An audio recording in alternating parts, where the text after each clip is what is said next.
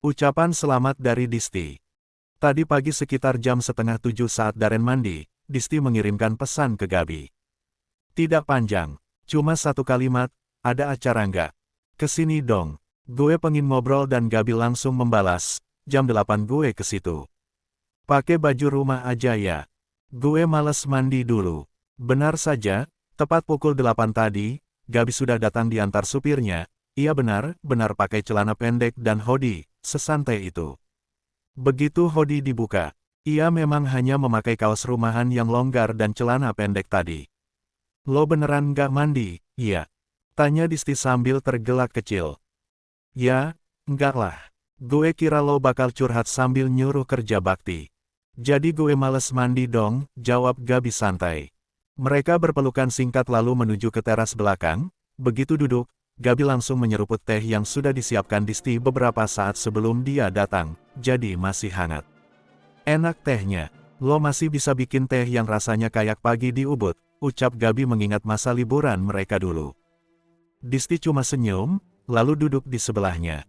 Beberapa detik mereka cuma diam. Angin pagi lewat pelan, lalu Gabi nyerocos duluan. Jadi, lo kenapa? Gue udah kebayang ini pasti ada hubungannya sama terapi itu, sudah diputuskan. Tanya.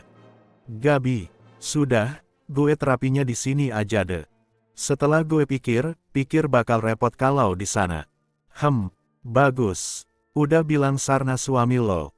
Disti mendesah pelan. Belum, kemarin pada fokus soal berita kehamilan Ina, adik ipar gue, oh ya, pengantin baru itu. Terus gimana? Ya nggak gimana-gimana. Tahunya gimana? Dia yang bilang sama lo. Nggak, diumumin grup keluarga. Itu gue sama Mas Darren udah di tempat tidur pas chatnya masuk. Rasanya, dek, gitu, Gabi paham apa yang dirasakan. Distel terus. Terus ya biasalah gue nanya hanya ke Mas Darren kayak usia landungan, kemungkinan kembar apa goak, dan ya lo tahulah, topik-topik standar yang ternyata bisa nyeret perasaan kemana-mana. Gabi menoleh, lebih serius sekarang, lo ke-trigger ya. Disti diam beberapa detik, lalu mengangguk, lumayan, wajar, Dis gue tahu, tapi tetap aja. Rasanya tuh, kayak Allah lagi jawab doanya orang lain duluan. Gabi tidak langsung berkomentar, lah kasih jeda. Cuma duduk dekat Disti dan menyimak. Terus Mas Darren bilang gini, dia nyuruh gue coba mulai mikir buat isi waktu. Entah kerja, ikut short course, atau mulai usaha. Biar gue nggak jenuh, Gabi menyesap ternya lagi, dan lo merasa ide itu nyakitin. Nggak nyakitin sih. Gue tahu dia niatnya baik. Tapi ya itu, gue jadi ngerasa hidup gue tuh kosong. Dan usul dia tuh kayak. Bukti nyata kalau, kekosongan, itu juga dirasain dia, makanya dia kasih usul itu. Padahal dulu lo berhenti kerja karena pengen full urus rumah dan anak, dan sekarang justru lo lagi cari kegiatan lagi, Disti mengangguk. Karena sekarang lo cuma ngurus rumah doang. Karena anaknya belum ada. Iya, itu dia. Gue ngerasa gagal. Bukan karena Mas Darren bilang gitu. Tapi karena gue yang ngerasa diri gue sekarang jauh banget dari harapan gue dulu. Gabi narik napas panjang, lalu duduk lebih tegak.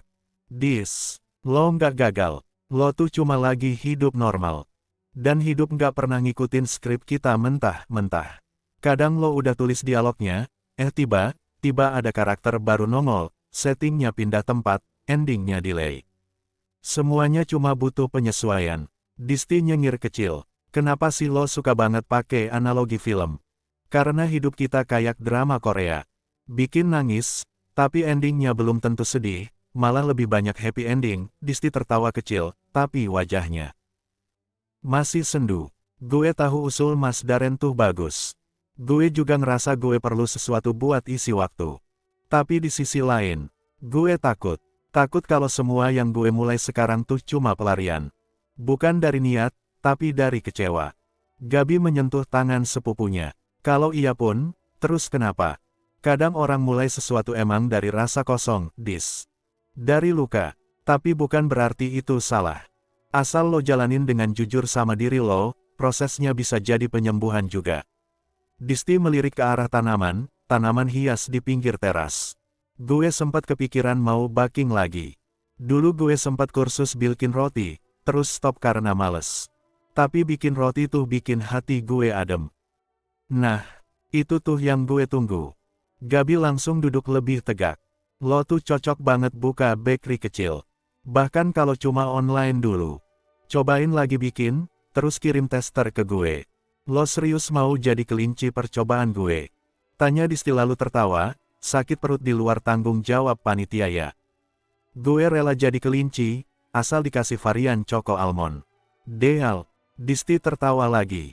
Untuk pertama kalinya hari ini, tawanya lepas dan tulus. Deal. Gabi lalu bangkit dari kursinya dan berdiri sambil memandangi dapur dari kejauhan. Besok lo mulai baking. Kalau perlu, gue datang bantu bersihin loyang. Bersihin loyang atau bersihin sisa roti yang gagal. Ejek Disti. Duanya. Gue multi talenta. Syaratnya kalau kesini mandi dulu. Tergantung, kalau abis baking terus gue diajak jalan, gue mau mandi, tapi kalau cuman balik lagi ke rumah, yang gak usah mandi. Jorok banget sih lo. Mereka tertawa lagi. Lalu hening sebentar, tapi bukan hening yang canggung. Apa Daren bakal seneng denger lo mulai baking lagi, ya, Dis? Tanya Gabi sambil duduk lagi. Kayaknya sih iya, tapi gue belum mau ngomong. Gue mau mulai dulu. Biar dia lihat sendiri, bukan karena gue ngerasa disuruh. Gabi mengangguk mantap. Setuju. Biar ini jadi langkah lo. Maksud gue bener buat lo. Bukan buat siapa. Jadi lo melakukannya nggak terpaksa. Disti menatap sepupunya dengan rasa syukur yang dalam. Thanks ya, Gab. Lo tuh suka muncul pas gue butuh. Gabi nyengir. Kita tuh udah saling paham dari kecil, Dis. Selain Daren suami berhati malaikat itu, dan gue yang ngerti lo, siapa lagi? Mereka saling tersenyum, lalu menyesap sisa teh yang kini sudah mulai dingin. Di udara yang masih mendung itu, ada rasa hangat yang turun perlahan. Bukan dari cangkir, tapi dari percakapan yang tak tergesa, dari diam yang tak lagi kikuk, dari keberadaan satu sama lain yang kini terasa cukup. Hari ke depan mungkin belum tentu sempurna. Tapi yang jelas, tidak akan lagi terasa kosong. Kita makan siang di PS yuk, ajak Disti tiba-tiba, menepis sunyi yang terlalu lama bertengger di antara mereka. Gabi melirik ke arah Disti, lalu menatap dirinya sendiri sejenak sebelum berkata, gue belum mandi, dan gue nggak mau ke PS. Mandi di sini aja, pakai baju gue, tawar Disti santai. Gue bawa baju sih di mobil. Tapi masalahnya bukan itu. Gue emang nggak mood ke PS. Ya udah, terserah lo. Di mana kek? Gue lagi males makanan rumah, kata Disti sambil memainkan cangkir tehnya yang tinggal setengah. GI, ayo, sahut Disti semangat. Oke, tapi entaran kan. Jam segini mal belum buka. Entar kita disuruh ngepel lantai, lagi, cibir Gabi. Disti terkekeh lalu melirik ponselnya. Masih jam 9, masih pagi banget ternyata. Gabi menguap kecil sambil melihat ke kolam renang di halaman belakang, airnya tenang, memantulkan langit abu yang tak lagi menakutkan. Apa gue berenang dulu ya? Katanya sambil melirik ke arah Disti.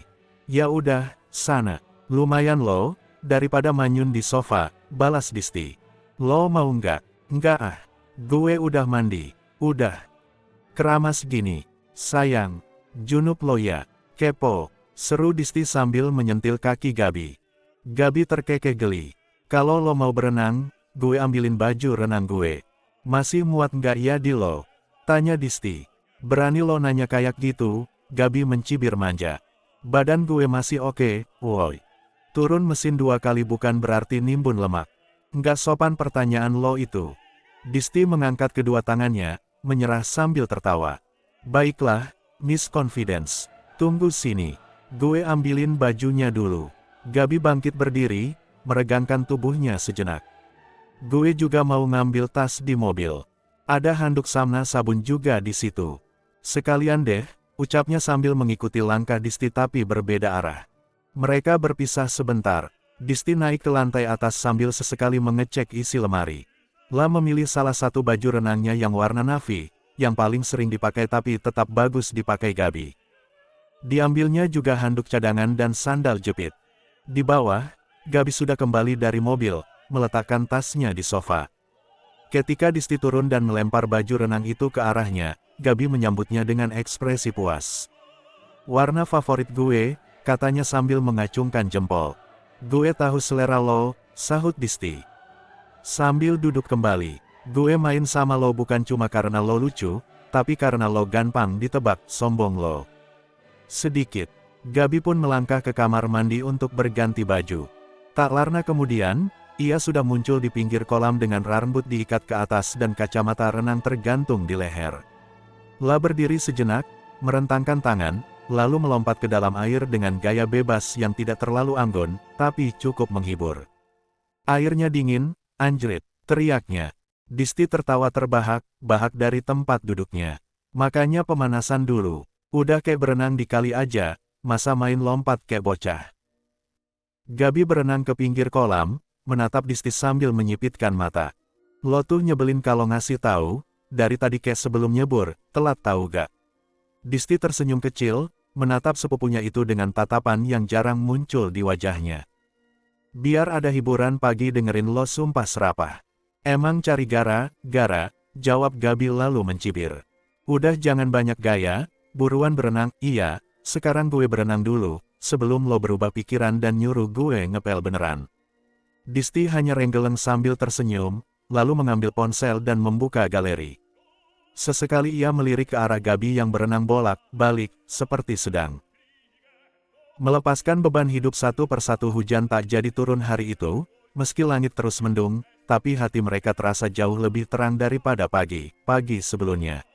Entah karena teh yang tak lagi panas, atau karena percakapan ringan yang menyentuh, atau mungkin karena akhirnya mereka punya cukup waktu untuk kembali jadi diri sendiri di hadapan satu sama lain. Sambil scrolling di layar ponselnya, Disti mencari kontak Ina di ponselnya. Tiba-tiba dia merasa tidak enak hati belum mengucapkan selamat ke Ina. Sambil menunggu Gabi berenang, ia bersandar di sofa rotan putihnya, dan melakukan panggilan telepon ke Ina, iparnya. La menekan ikon telepon, menunggu nada sambung, hatinya agak berdebar. Tak lama, terdengar suara di ujung sana. "Halo Dis," sapa Ina. Suaranya agak berat, serak seperti orang baru bangun tidur. Disti langsung merasa sedikit tak enak. Sorry, masih tidur ya, Nah. "Aku ganggu nggak?" tanya Disti cepat. "Enggak kok, emang suara aku begini," jawab Ina sambil terkekeh kecil. "Bangun tidur sih dari tadi, cuma masih mager banget." "Masih selimutan?" Disti tersenyum, merasa lega. Suara Ina yang ceria cukup menenangkan. "Selamat ya, Nah," ucap Disti dengan hangat. "Semalam pas tahu kabarnya udah malam banget, nggak enak juga buat nelpon, jadi aku baru sekarang bisa ucapin langsung makasih ya," balas Ina lembut. "Nggak apa-apa kok. Doain aja ya, semoga semuanya lancar sampai melahirkan nanti." "Pasti dong, didoain terus. Mas Daren bilang kemarin kamu pingsan ya?" "Iya," sahut Ina, suaranya agak mengecil. Tiba aja pas di Milan, lagi nyimak presentasi. Tahu-tahu gelap dan gak ngerasa apa gitu. Baru kali ini ngerasain namanya pingsan." Tahu udah di rumah sakit aja," cerita Ina. "Tensi kamu turun katanya." Iya, ternyata pas dicek rendah banget. Aku juga nggak ngangka. Tapi ya, ada hikmahnya juga ya," kata Disti pelan. "Akhirnya malah tahu kamu hamil, coba kalau nggak ada kejadian, mungkin kamu nggak nyadar udah hamil." Ina tertawa kecil. "Iya, ya ampun. Harus pakai pingsan dulu baru ketahuan. Nggak perlu tes pack segala, tapi kata adek pingsannya selai." Disti ikut tertawa. Candaan ringan itu menyejukkan suasana. "Jadi sekarang kamu belum ke Milan lagi karena masih sakit?" tanya Disti kemudian. "Sebenarnya aku udah nggak ngerasa pusing lagi. Tapi kata Mas Danis, aku belum boleh kerja dulu. Istirahat total katanya. Dan kebetulan, entah kenapa ya, aku juga mager banget akhir ini males banget mandi." Disti melihat ke arah Gabi yang masih asyik berenang. "Kamu nggak mabok?" "Nah, nggak tahu deh ini mabok apa bukan. Tapi aku jadi nggak suka sama bau makanan tertentu, terus sering ngerasa enek aja. Tapi nggak sampai muntah sih. Maunya makan yang segar terus.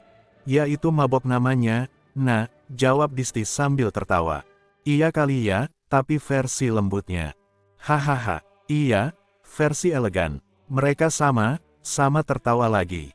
Percakapan itu mengalir dengan ringan, dan Disti merasa lebih tenang. Ada perasaan hangat yang tumbuh meski tetap bercampur getir. Tapi ia memilih untuk menikmati kebersamaan ini, karena Ina bukan orang asing. Mereka sudah seperti saudara, dan Disti tahu, kebahagiaan Ina seharusnya menjadi kebahagiaannya juga. Jadi, udah berapa bulan sekarang, tanya Disti lagi. Kalau dari hasil USG dokter semalam, katanya sih udah 7 minggu. Berarti hampir 2 bulan, ya. Kurang lebih, ya. Ini kamu lagi sendiri atau sama Mas Danis? Sama Mas Danis, tapi dia lagi mandi. Sebentar lagi dia mau ke Royal. Oh, oke. Ya udah, kamu jaga kehamilan baik ya, nah. Jangan capek, apalagi kalau tensimu bisa drop gitu. Iya, Dis, makasih banget. Sama. Seneng banget dengar kabar ini, serius. Titip salam juga buat Mas Danis, siap, nanti aku sampaikan. Bye, nah, bye, Dis. Telepon ditutup, tapi Disti masih menggenggam ponselnya beberapa detik. Ada senyum tipis di wajahnya, tapi juga ada genangan yang tak terbendung di pelupuk matanya. Lah tetap di tempat duduknya sambil melihat Gabi berenang walaupun ia tidak terlalu fokus. Disti mengangkat kedua kakinya lalu memeluk dirinya sendiri. Diam bertanya dalam hati, kapan giliran aku? Lah tahu itu pertanyaan yang tidak ada jawabannya hari ini. Tapi ia tetap menyimpannya, menaruhnya di pojok hati yang paling dalam, sembari mencoba berdamai dengan keadaan. Tiba, memecah keheningan. Suaranya cukup nyaring hingga membuat Disti menoleh dengan alis terangkat. Disti menatap sepupunya itu sambil menyipitkan mata. Gap, jangan lo lagi hamil. Gabi langsung memutar bola matanya. Lo gila? Iya, kesambet siapa tiba nuduh gue hamil. Ya abis, orang tiba males mandi, itu kan tanda ngidam. Klasik banget, sahut Disti dengan ekspresi serius tapi sengaja dibuat dramatis. Gabi tertawa ngakak. Jangan sampai Mas Imam dengar, ya. Bisa gue dituduh hamil tiap hari. Wong tiap hari juga gue mager mandi. Disti ikut tertawa, lalu menyipitkan mata sambil menggeleng-geleng. Lo tuh emang dasar saudaraan. Sama orang utan cocoknya. Kelakuan sama, hobi rebahan juga. Lah iya dong. Sahut Gabi cepat. Kita kan udah lama saudaraan. Bahkan sebelum gue dilahirkan, nama lo udah nempel di hidup gue. Jadi ya, wajarlah kalau sifat gue ketularan lo. Mereka berdua tertawa lagi. Tawa yang lepas, seperti biasanya. Tapi kemudian, Disti mendadak terdiam. Tatapannya kosong sesaat, seperti ada yang melintas di pikirannya. Gabi meliriknya, sedikit bingung. Lo kenapa diem? Disti menghela napas pelan, lalu bergumam lirih. Dasar si kampret, lo ngejek gue juga ya. Gabi kembali tertawa ketika tahu. Disti butuh waktu menyadari ucapan balasannya tadi. Gabi bersandar santai di sandaran kursi, menyesap sisa teh dari cangkirnya sambil menatap halaman belakang rumah Disti yang rimbun dan tenang. Sinar matahari sudah mulai hangat, tapi tak menyilaukan. Lo mikirin siapa? Tanya Gabi akhirnya, pelan tapi cukup jelas.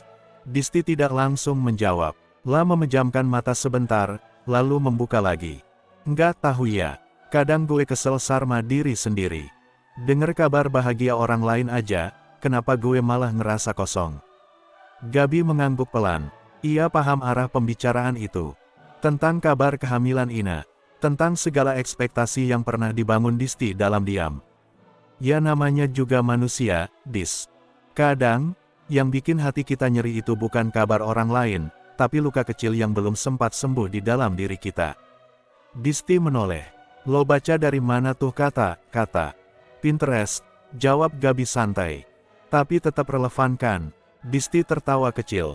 Kali ini, lebih jujur. Ayolah, Dis. Lo kan bukan orang yang gampang nyerah. Lo bisa mulai lagi. Dari hal yang bikin lo seneng. Baking misalnya, atau nulis. Pokoknya apa aja deh. Asal jangan cuma diem dan nelan sedih sendiri, Disti mengangguk pelan. kata Gabi seperti benih yang jatuh ke tanah yang siap ditanami. Mungkin belum tumbuh sekarang, tapi ia tahu, akan ada saatnya benih itu jadi harapan baru. Gab, temenin gue lihat Ina yuk, gue pengen bawain dia rujak atau buah-buah seger gitu. Gabi menatap Disti sebentar. Ya, boleh. A few moments later. Perhatian Disti. Disti dan Gabi tiba di Grand Indonesia menjelang jam 11 siang. Mall masih relatif sepi, hanya terlihat beberapa pegawai kantor yang mulai berdatangan untuk makan siang lebih awal. Suasana terasa lengang, belum banyak lalu lalang, dan udara dalam gedung masih sejuk tanpa aroma makanan yang menyengat. Pilihan mereka jatuh pada sebuah restoran Jepang bergaya modern, minimalis di lantai 2. Bukan all you can eat, tapi menu ala carte yarik bisa mereka pilih sesuka hati. Mereka meminta tempat duduk yang agak pojok, dekat jendela kaca besar dengan pemandangan jalanan ibu kota yang ramai tapi terbungkam oleh kaca kedap suara. Ada vibe mahal tapi damai. Komentar Gabi sambil melepaskan kacamatanya dan menaruhnya di atas meja. Gue suka tempat ini, kata Disti sambil membuka menu. Makanannya enak, nggak terlalu rame, dan nggak ada teriakan anak-anak, Gabi tertawa. Tolong banget, gue lagi libur dari suara Ma ini punya aku. Dan, Ma, adek nyebelin. Disti sampai geleng kepala. Baru 5 menit duduk, pelayan datang membawa 2 gelas ocha dingin dan pesanan sashimi mereka. Disti langsung menyambutnya dengan senyum. Kenapa lo tiba-tiba ngajak lihat Ina? Tanya Gabi akhirnya, menyuarakan rasa penasarannya sejak tadi. Meski tadi dia langsung mengiyakan ajakan Disti tanpa banyak tanya, kini rasa ingin tahunya tak bisa lagi dibendung. Disti mengangkat bahu. Tadi gue nelpon dia waktu lo lagi berenang, nelpon dalam rangka apa? Gabi mengernyit, lalu menyeruput ocanya. Ya ngucapin selamat atas kehamilannya, lah. Ya kali gue nggak ngucapin, bisa masuk kategori ipar adalah maut gue nanti, jawab Disti santai sambil mengambil sepotong sashimi dan mencelupkannya ke kecap asin. Gabi terkekeh. Terus setelah akhirnya jadi ipar idola, lo mau langsung besuk dia? Tadi dia cerita dikit, katanya lagi males makan yang berbau tajam. Tapi nggak muntah sih, cuma pengennya makan yang seger-seger aja, makanya gue kepikiran mau beliin dia buah, atau rujak mangga. Kan pas tuh buat ibu hamil. Oh, Gabi angguk lagi, kali ini lebih lambat. Gue nggak bilang mau datang, biar aja surprise. Dia juga bilang di rumah aja, Danis lagi praktik, iya juga sih. Enakan datang mendadak daripada kasih harapan palsu, ujar Gabi, lalu menggigit sushi salmon miliknya. Tapi lo yakin dia nggak keberatan? Dia nggak bakal pernah bilang keberatan, bahkan kalau kita datang pas dia lagi tidur siang sambil maskeran. Mereka tertawa. Suasana makan siang itu terasa hangat dan menyenangkan, satu demi satu menu datang, gyoza, yakitori, ramen dalam menangkuk kecil yang mereka pesan untuk icip, bukan untuk bikin kenyang. Obrolan mereka pun meluas, dari soal bayi sampai obrolan receh soal akun TikTok parenting yang aneh-aneh. Tapi tetap saja, pembicaraan soal Ina dan kehamilannya menjadi benang merah yang tak hilang. Lo emang perhatian ya, Dis? Kadang nggak kelihatan, tapi sebenarnya lo sayang banget sama ipar, lo.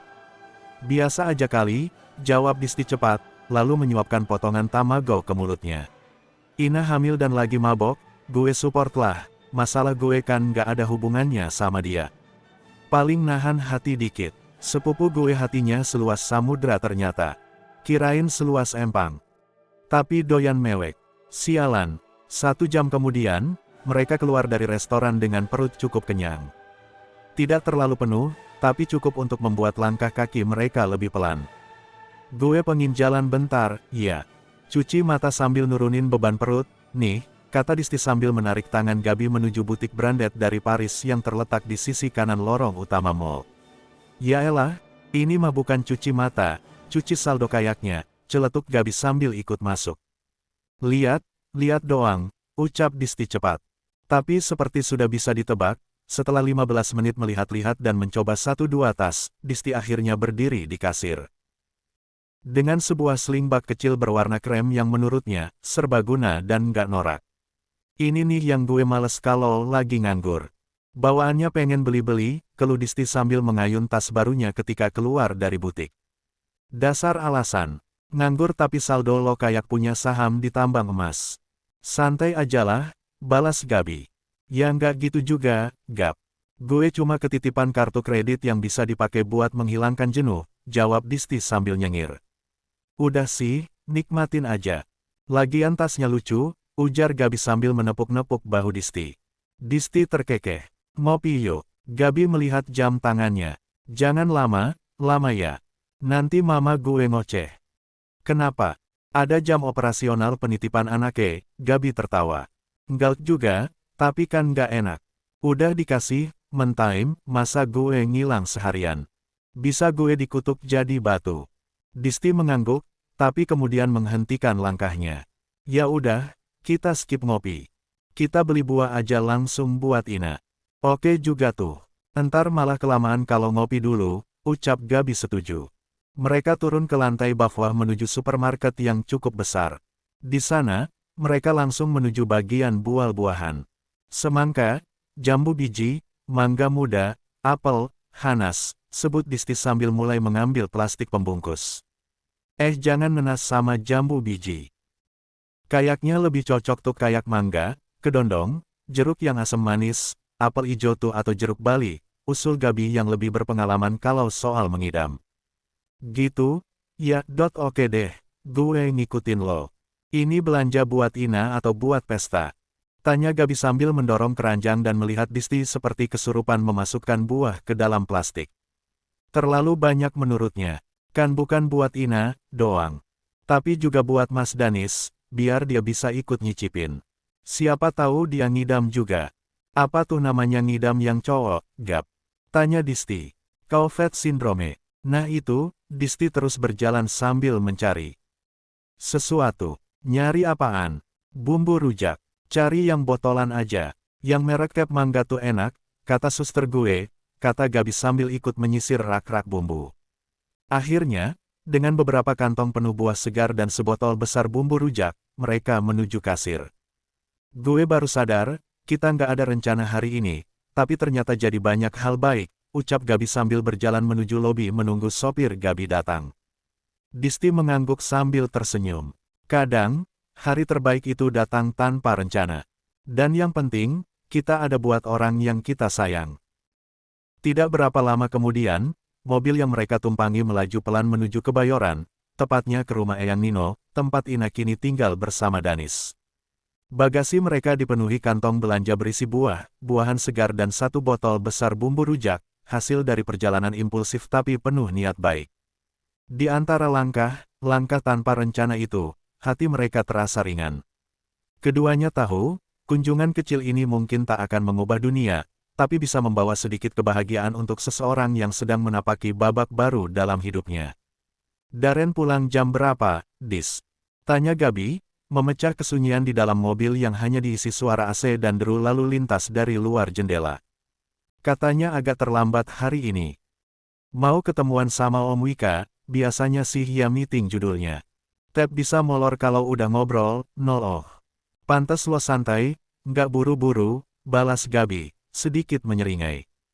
Lo harus sampai jam berapa di rumah? Tanya Disti, menoleh sebentar ke arah sepupunya itu. Kalau bisa sih jam 4 udah sampai.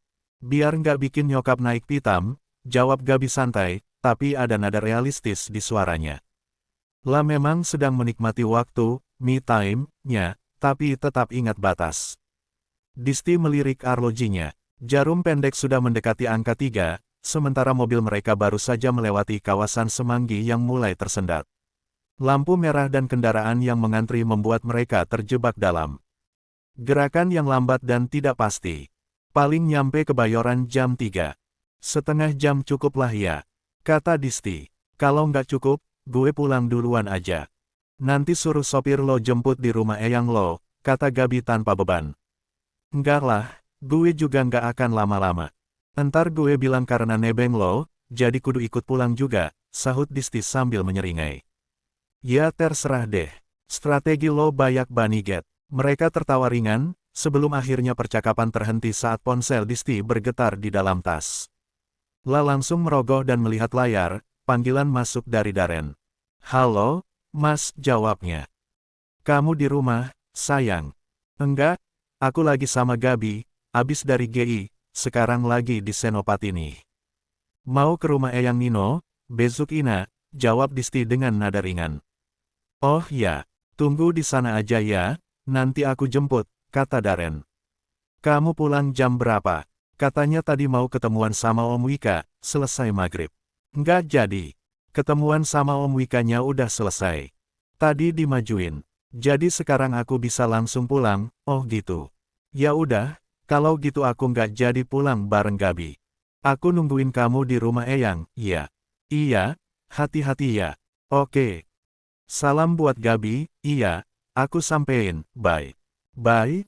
Sayang, setelah menutup telepon, Disti menoleh ke arah Gabi.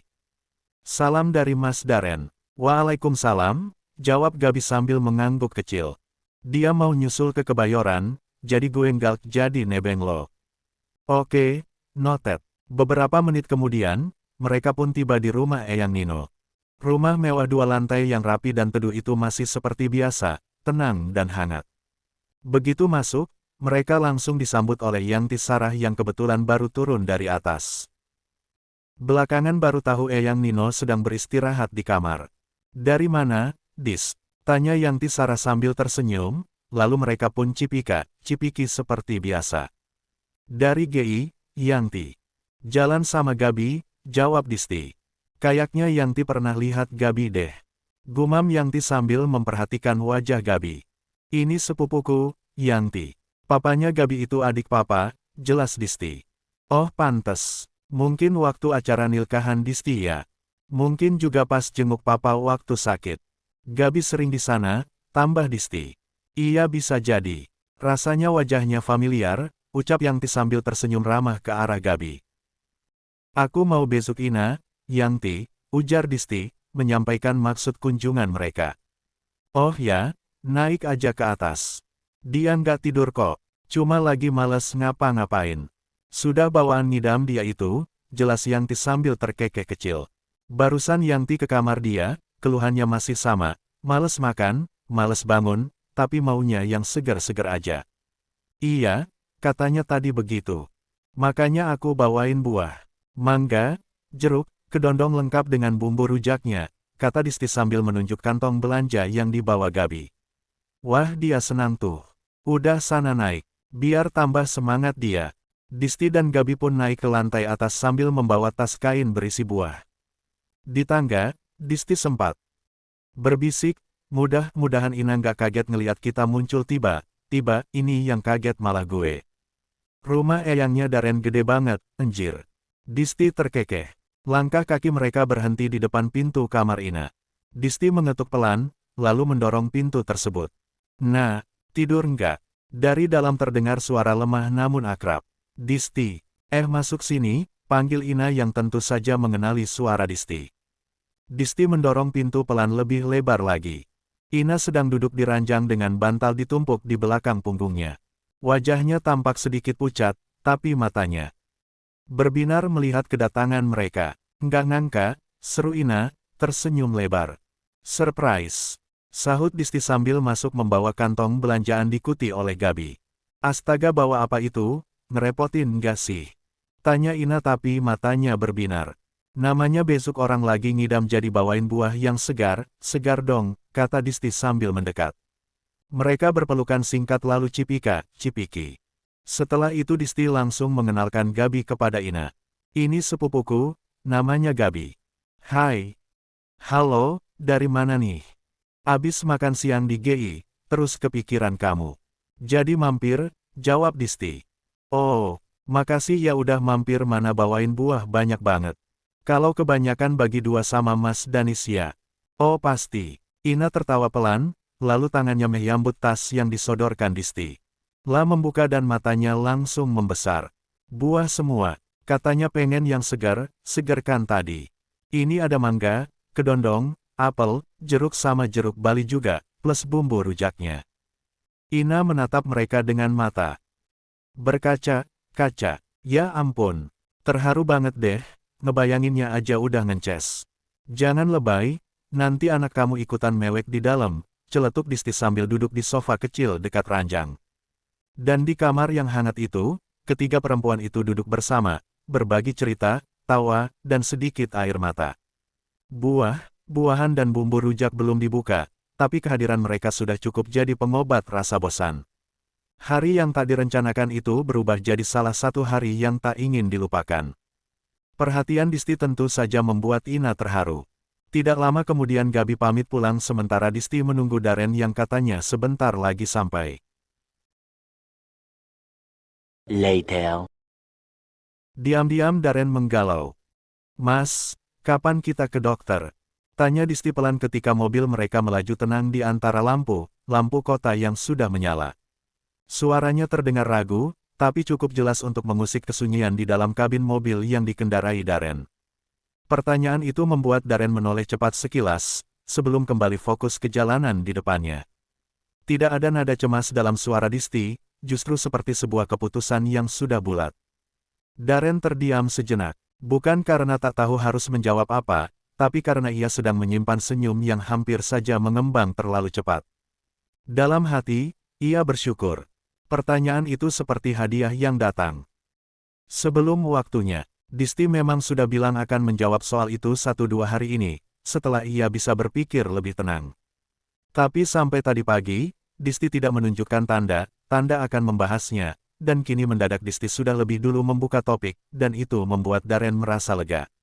Mungkin, pikirnya, semangat Disti dipicu oleh pertemuannya dengan Ina. Meski awalnya penuh kejutan karena kabar kehamilan Ina yang mendadak, termasuk drama pingsan dan segala kekhawatirannya, pada akhirnya Disti tampak lebih tenang hari ini. Mungkin, diam-diam, ia terinspirasi untuk lebih semangat. Sudah mutusin mau terapi di mana?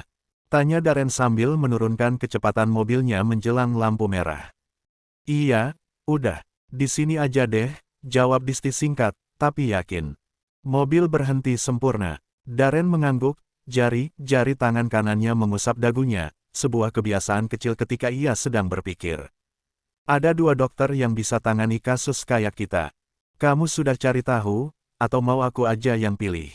Aku belum cari, tapi tadi Tante Ana sempat bilang mau rekomendasiin aku ke salah satu dokter. Aku mau tanya dulu ke Tante Ana. Darren mengangguk. Telepon aja sekarang, sekalian biar aku bisa langsung telepon rumah sakit buat daftarin kamu. Kayaknya besok bisa mulai ngatur waktu. Disti melihat jam tangannya. Sudah pukul 7:30 malam. Mereka memang pulang lebih malam dari rencana karena sempat diajak makan malam oleh Eyang Nino dan Yang Tisarah. Danis juga sudah tiba menjelang maghrib tadi, hanya Ina yang tidak ikut makan bersama. Katanya, sedang tidak enak makan, ia malah menikmati jeruk bali yang dibawa Disti. Dengan sedikit ragu, Disti membuka kontak di ponselnya dan mengetuk ikon telepon di pojok kanan nama Tante Ana. Menyalakan speaker agar Darren juga bisa mendengar. Halo, Dis, suara Tante Ana terdengar hangat ketika menerima panggilan Disti dengan cepat. Maaf, Tante, aku ganggu nggak? Tanya Disti hati-hati. Enggak, Tante lagi di jalan mau pulang, jawab Tante Ana dengan tawa kecil di ujung suaranya. Enggak nyetir, kan?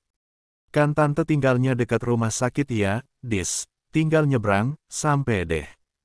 Disti menepok jidatnya. Kenapa aku lupa ya? Tante Ana terkekeh.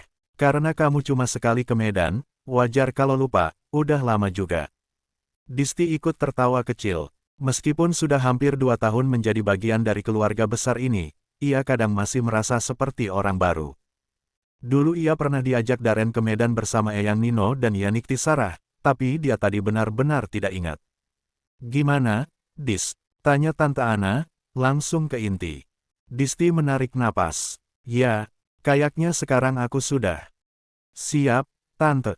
Mau mulai terapinya. Dan aku milih di Jakarta aja. Mas Darren nyuruh aku nanya ke Tante, dokter siapa yang paling direkomendasiin. Oh bagus. Sama dokter Fajar aja ya. Nanti Tante telepon dia dulu. Mas Darren bisa langsung daftarin ke rumah sakit, jadwal dokternya di sana udah pasti ada. Darren mengangkat jempol ke arah Disti, tanda setuju. Ikut mendengarkan dari balik kemudi dengan penuh perhatian. Iya, Tante. Nanti aku bawa semua hasil pemeriksaan dari Singapura itu, jawab Disti. Bagus. Jangan lupa semua dokumen lengkap ya. Dan yang paling penting, tetap semangat. Jangan terlalu stres. Proses kayak gini perlu waktu, tapi yang penting jangan berhenti berharap. Jangan lupa juga berdoa. Yang nentuin tetap Allah. Insya Allah, Tante. Makasih banyak ya. Yuk, semangat ya. Nanti kabarin Tante kapan jadwal pertamanya. Biar Tante bantu pantau juga. Pasti. Tante. Telepon berakhir, tapi suasana hangat dari percakapan itu masih menggantung di dalam mobil. Darren menyalakan lampu kabin sebentar untuk memastikan wajah istrinya. Matanya terlihat jernih, pipinya sedikit merona. Tidak ada keraguan di sana, hanya ketenangan yang sudah lama tidak ia lihat. Aku senang kamu sudah siap, kata Darren sambil meraih tangan Disti dan menggenggamnya. Aku juga, jawab Disti, pelan. Tapi jujur, aku takut juga. Darren tidak buru-buru menjawab. Lah tahu, ketakutan itu wajar. Kegagalan bisa datang kapan saja. Tapi harapan juga bisa tumbuh dari tempat yang tidak terduga. Kalau kamu takut, kita takut bareng, tapi kita juga berani bareng, iya. Disti mengangguk. Genggaman tangan mereka terasa lebih erat dari biasanya. Jalanan Jakarta malam itu sepi, hanya lampu-lampu kota yang menemani perjalanan mereka pulang. Tapi di dalam mobil itu, ada sepasang hati yang kembali menyusun mimpi. Sesampainya di rumah, mereka langsung menuju kamar. Disti duduk di tepi ranjang sambil membuka laci dan membuka amplop dengan nama dan logo sebuah klinik di Singapura. Ia mengambil satu lembar hasil pemeriksaan. Matanya menatap angka yang beberapa minggu ini membuatnya cemas. Tapi malam ini, untuk pertama kalinya, ia tidak merasa kalal. Ada cahaya kecil di ujung jalan, meski belum tahu seberapa panjang jalannya nanti. Sementara itu, Darren membuka laptop, mencari jadwal praktek Dr. Fajar yang direkomendasikan tadi. Tangannya berhenti ketika melihat satu nama lain dalam daftar dokter lain yang dulu sempat ia pertimbangkan, namun tak jadi dikunjungi karena satu dan lain hal. La memandangi layar sejenak, berpikir, lalu menutup laptopnya perlahan. Biar besok aja deh aku telepon, katanya pada diri sendiri. Disti sudah berbaring, menarik selimut hingga ke D***A. La menoleh pada Darren, matanya tampak berat. Mas, bisiknya. Kalau nanti gagal, kamu marah nggak? Darren tidak menjawab langsung. La hanya naik ke atas ranjang, lalu duduk di samping Disti. Tangannya membelai lembut rambut istrinya. Kalau gagal, kita coba lagi. Kalau gagal lagi, kita pikirkan cara lain. Tapi aku nggak akan pernah marah karena kamu berusaha. Disti menatap suaminya, lalu menutup matanya pelan. Ada air mata kecil yang turun tanpa suara. Bukan karena sedih, tapi karena merasa dimengerti. Dan malam itu berlalu dalam diam yang panjang. Tapi justru dalam diam itulah, langkah pertama mereka dimulai.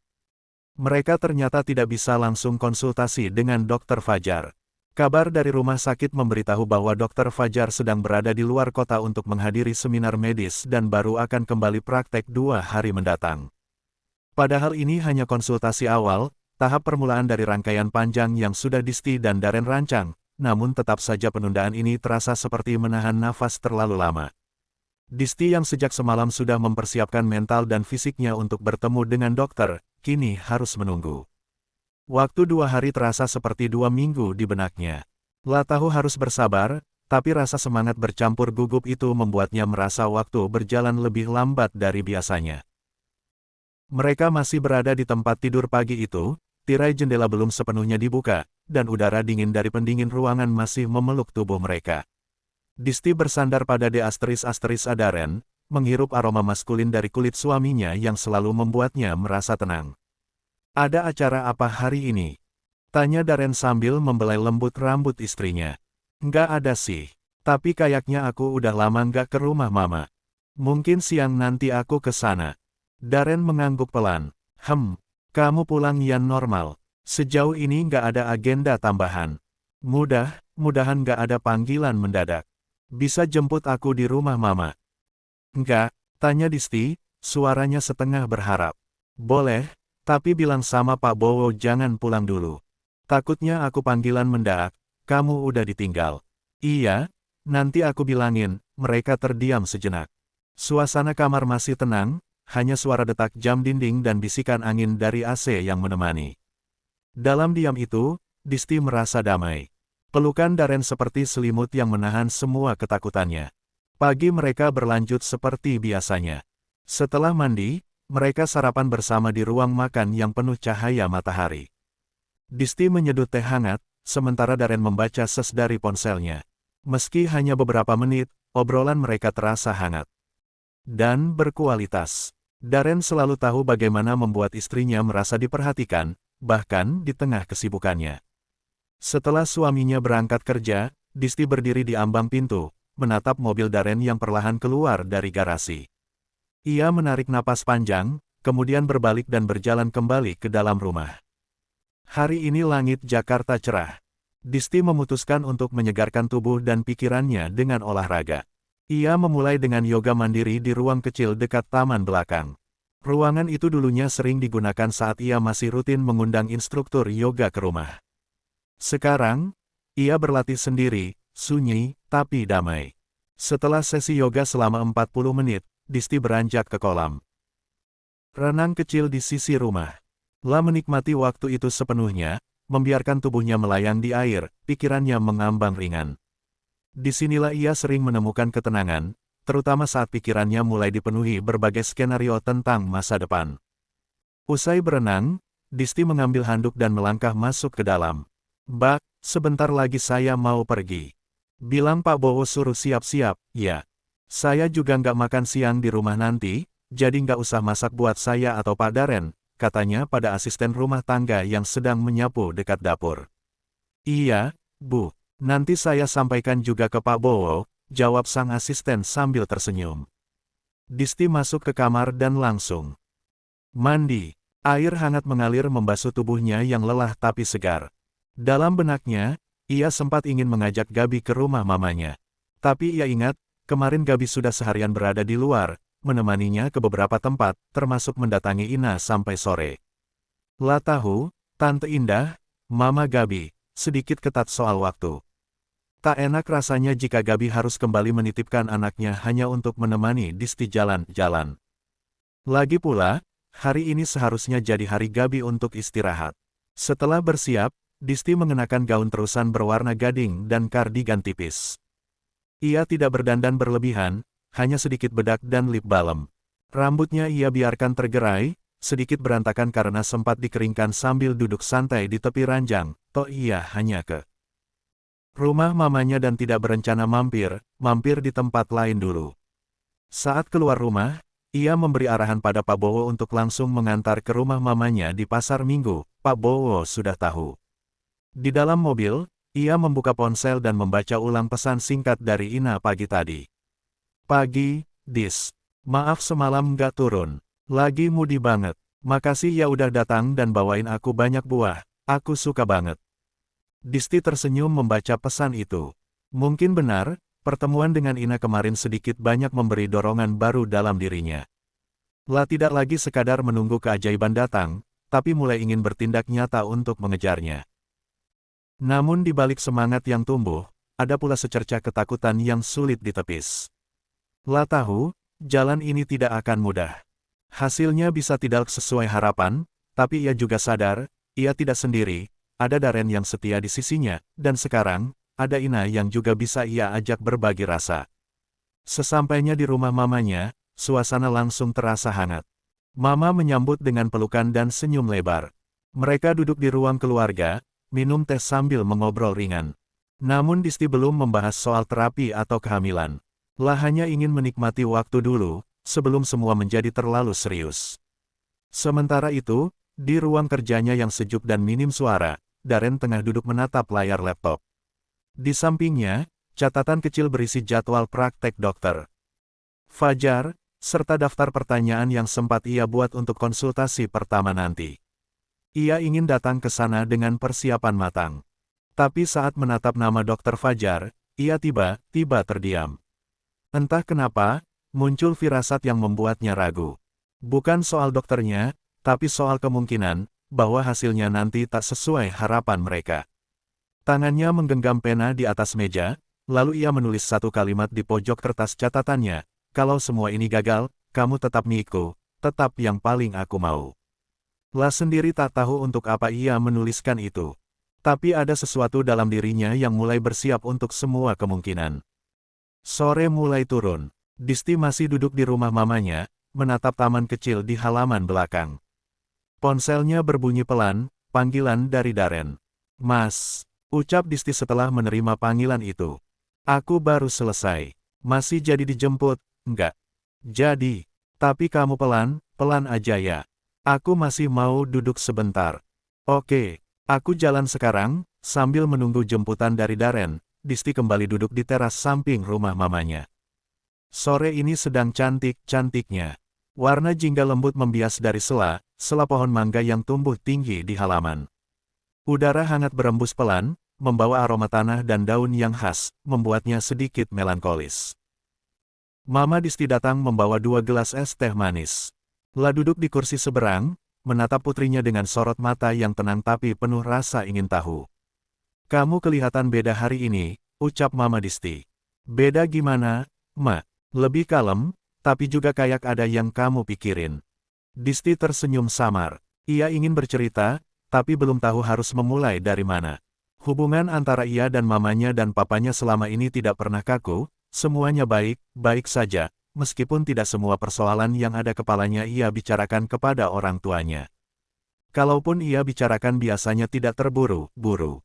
Seperti waktu mau pemeriksaan ke Singapura dulu dia bicara, dan meminta restu, tapi setelah ada hasilnya keluar, ia menahan. Disti tidak langsung gembar-gembor memberitahu orang tuanya.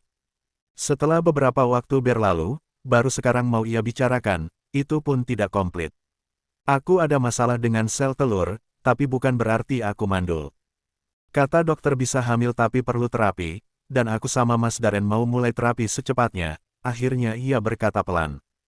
Mamanya Disti mengangguk, tidak terkejut, tidak juga bereaksi berlebihan, karena sedikit banyaknya ia sudah menduga.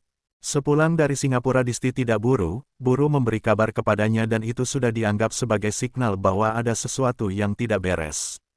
"Lakukan yang terbaik yang menurut kalian cocok." Disti menatap gelas teh di tangannya, embun dingin mulai membasahi luar gelas. "Awalnya aku sempat takut kalau hasilnya nggak sesuai harapan. Tapi sekarang, aku rasa aku harus coba. Bukan cuma karena aku ingin, tapi karena aku merasa udah waktunya berhenti nunggu dan mulai bergerak. Aku nggak mau seperti tante-tantri yang mungkin sudah terlambat." Mama Disti tak langsung menjawab. La meletakkan tangannya di atas tangan Disti, sebuah isyarat sederhana tapi hangat. Dalam keheningan sore itu, mereka berbagi pemahaman yang tak perlu dijelaskan dengan kata-kata.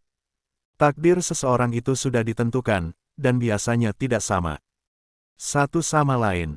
Kamu bukan tante tantri, begitu juga sebaliknya. Kamu jalani bagian kamu nggak usah membandingkan dengan orang lain. Disti mengangguk. "Kapan rencananya?" "Lusa baru ketemu dokter, nggak tahu prosesnya kayak apa dan berapa lama. Aku cuma tahu gambarannya aja. Biasanya targetnya 6 bulan itu, beberapa kali percobaan mengikuti jadwal haid. Yang aku baca juga gitu. Mudah-mudahan nggak perlu sampai berkali-kali dan selama itu ya, Ma." "Amin." Tak lama kemudian, terdengar pintu pagar dibuka. Itu pasti Mas Darren. Disti beranjak dari duduknya menuju ke pintu depan untuk membukakan pintu untuk suaminya. Tidak ada rencana untuk mampir lama, tapi Darren tetap turun dari mobilnya, setidaknya ia bertemu dengan mama mertuanya, kata Disti tadi papanya lagi ke Surabaya. Mereka berdua menemui Mama Disti lalu ngobrol sebentar, setidaknya 15 menit, lalu mereka pamit pulang. Tidak beberapa lama kemudian mereka sudah dalam perjalanan, bukan langsung pulang karena Disti mengajak Darren untuk mampir makan di luar. Mereka melaju perlahan di jalanan Jakarta yang sudah padat karena memang sudah jam pulang kantor. "Ngobrol sama Mama?" tanya Darren. "Iya, sedikit. Mama tahu soal terapi." Disti mengangguk. "Aku bilang. Tapi aku nggak cerita detail. Hanya cukup untuk bikin Mama nggak khawatir. Tapi kayaknya Mama sudah ngerti banyak urusan itu." Darren menatap jalan di depannya. "Kamu siap untuk 2 hari lagi?" "Siap nggak siap, harus jalanin," jawab Disti. "Tapi, Kamu yakin kita pilih dokter yang tepat? Dokter Fajar direkomendasiin Tante Ana. Jadi aku percaya. Tapi kalau kamu ada firasat atau nggak nyaman, kita masih bisa pertimbangkan opsi lain. Disti menggeleng. Enggak, bukan karena itu. Aku cuma menulai. Kepikiran aja. Kalau seandainya hasilnya nggak sesuai harapan, kamu kecewa nggak? Darren tersenyum kecil. La mengulurkan tangan kirinya dan menggenggam tangan Disti yang ada di pangkuannya. Yang paling aku mau itu kamu bahagia. Bukan soal hasilnya nanti. Kita bisa coba lagi, dan lagi. Tapi kalau kamu sampai kehilangan semangat karena takut gagal, itu yang bikin aku sedih. Disti terdiam. La menggenggam balik tangan suaminya dengan erat. Mobil mereka terus melaju menembus kemacetan kota Jakarta. Mereka tak banyak bicara lagi malam ini, tapi dalam diamnya, ada keteguhan yang sama mereka genggam. Setelah selesai makan malam, di salah satu restoran di Kemang, tidak jauh dari rumah, mereka langsung pulang. Mereka langsung masuk kamar, Darren mandi lebih dulu karena dia sudah merasa tidak nyaman karena seharian berada di luar rumah, setelahnya baru Disti.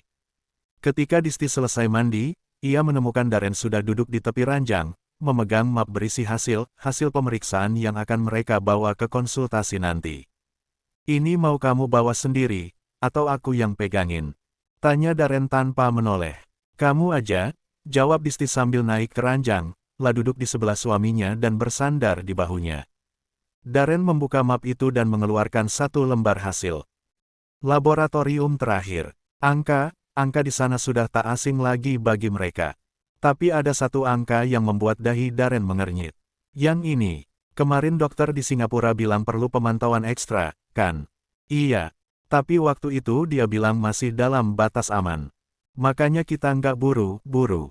Darren terdiam. Tatapannya tertuju pada angka itu. Kalau kita harus ganti rencana, bisiknya, lebih kepada dirinya sendiri. Disti menoleh. Maksud kamu? Darren menggeleng cepat. Enggak apa-apa. Kita lihat 2 hari lagi, ya. Disti mengangguk, meski hatinya tak sepenuhnya tenang, ada sesuatu dalam nada suara suaminya yang tidak seperti biasanya. Tapi ia memilih untuk tidak bertanya lebih jauh malam ini. Mereka berbaring berdua dalam diam. Lampu sudah dimatikan, hanya cahaya redup dari lampu meja yang tersisa. Disti memejamkan mata. Sementara itu Darren masih terjaga, menatap langit kamar. Dalam hatinya, ia tahu, 2 hari ke depan bukan hanya soal pertemuan dengan dokter. Ada keputusan yang mungkin harus mereka ambil, dan mungkin tak semuanya akan mudah. Tapi ia juga tahu, apapun yang terjadi, ia tidak akan pergi kemana-mana. Da Glaucia, da Isa, da Tamas, da Ju, todo mundo, meus seguidores aqui, gente. Sou mineiro, ai, gosto do queijo.